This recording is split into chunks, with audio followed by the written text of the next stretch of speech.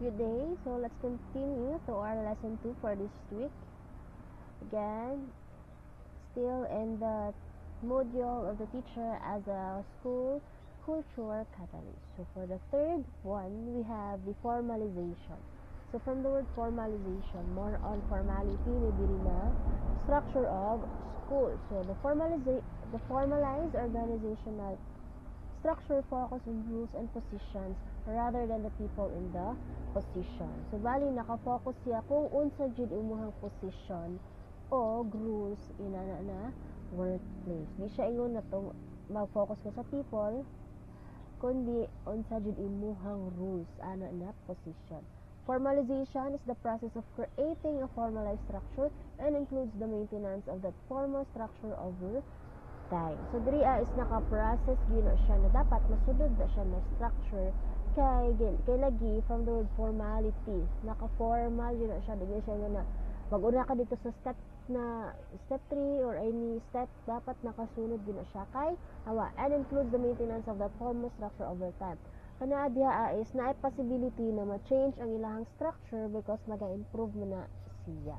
Di na siya ingon na kana lang na siya always ang structure when in terms of applying work kundi napay na siya more changes na sa pailain nila qualification and so on and so forth.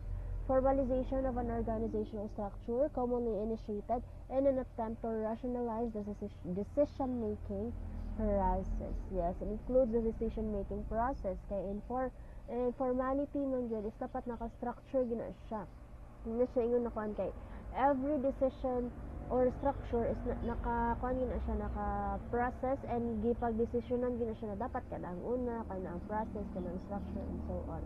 The formalized organization is critical for the organization in which issues are known and changes are implemented slowly and forcefully. Kana siya it is critical sa organization. Kay again di man kaya ang issues in terms na mga na-qualified mo ko ani, kumano ko ani, ngano ngin ana magyapon ang inyong structure or process. Managing na dapat yun i-analyze siya. Next, we have another definition of formalization. Formalization is an ongoing process of creating and maintaining this formalized structure, often is initiated to rationalize the decision-making process. So, kana siya ang formalization. It is an ongoing process. That is, decision-making is more logically and efficient. Next, focus on rules. The formalized organizational structure prioritize rules and positions over actually the same na siya na definition na akong gi-read at the first slide. And suitability, a formalized structure considered critical and for organization where issues are known and changes are implemented slowly and purposefully. Like na siya. Skip tayo. So dirita, so napot tayo another claims. It is based on Kimbrough and Todd's 9 claims against bureaucratic school structure. Kani siya is more on negative side sa bureaucratic school structure. So we have first one, depressed creativity. Kani siya is mga again it is on the negative side of the bureaucratic school structure. Depresses creativity, the structure's inability to legitimize differences in ideas among personal stifless creativity. So kani sa depresses creativity is kanina sila kanang mag-lisod sila og accept of ideas sa ilahang staff or members. Like di na nila i-recognize kung unsa ideas ana. Bali para sa ila naka-focus lang sila sa one view lang, ilaha lang view ang ilaha naka-focus. Di sila mo dawat of another ideas, gikan sa lain na tao or gikan sa lahang staff. Wala siya ang depressed creativity. Like sa iyan ang niyang POV na iyang gipaminaw. Now when in fact na mas better if mamina po ta sa tuang staff. Financial staff, kaubanan or any workers na sa workplace. Next, vetoes new ideas. New ideas from within the organizations are likely to be subjected to scrutiny and possible vetoes by the official hierarchy, especially if they conflict with the perceived or rational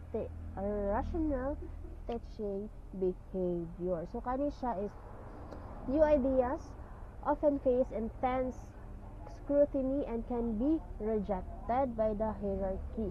So na mga new ideas, ang kanang new ideas is somehow ila na siyang i-relay sa taas-taasan, and then na possibility na kanang in this na kay ideas na matabang para sa ila conflict kay wala ka din mga inyong decision. Mo na siya na ma-reject na, especially if they challenge the established way of teaching. It depends na gina siya kay na ba na ma-reject na siya kay di na sila mo kuan sa inyong decision. Hinders personal growth.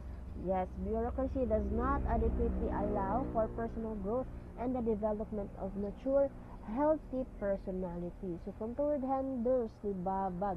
So the structure doesn't adequately support staff personal growth and the development mature of personality.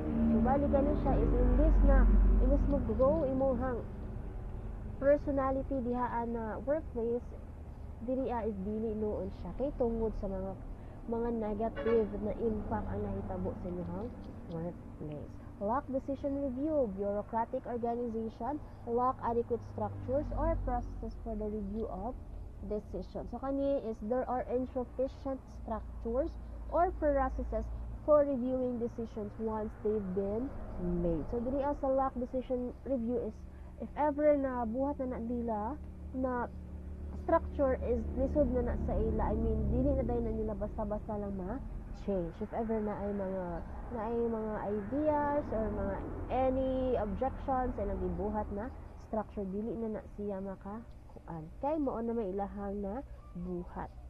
Next, we have the inflexible and external input.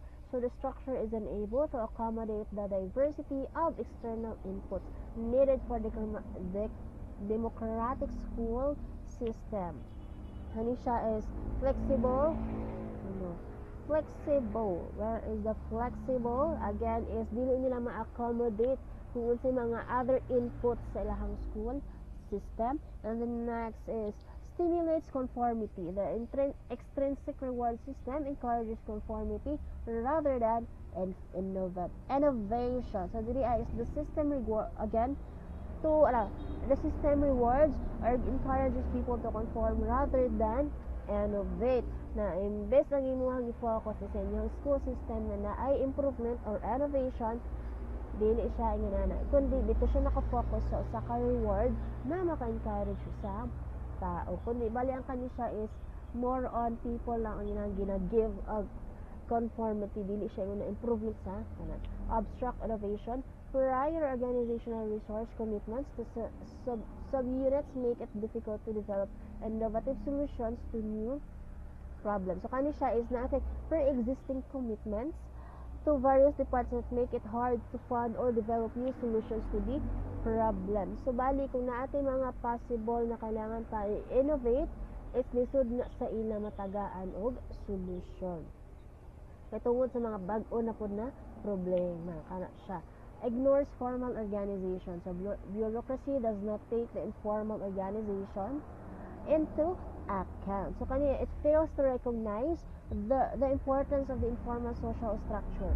Kana siya murag imbis na kailangan mo siyang tagag-pansin, is wala nila ginatagaan og pansin ang mga importance sa informal social. Next, close communication. Lines of communication are often closed due to hierarchical division. Ano siya kay tungod ni mga poor communication channels is nadyo possibility na di mo magkasinabot. Para ganing imbis na napakagusto istorya pero katawod sa ana and so on and so forth, ma-hinder noon ang inyong gusto pa i-sulti. Kumana siya ang close communication. Next, there are two kinds of formalization: the coercive or a rigid set of procedure that punishes the attempts to force compliance. Next is enabling a flexible set of best practices that enables one to deal more effectively with inevitable problems. So kani siya, as I will make another video to continue with this one so that we have more time to discuss. Okay, I will see you in the next video. Again, the two kinds of formalization.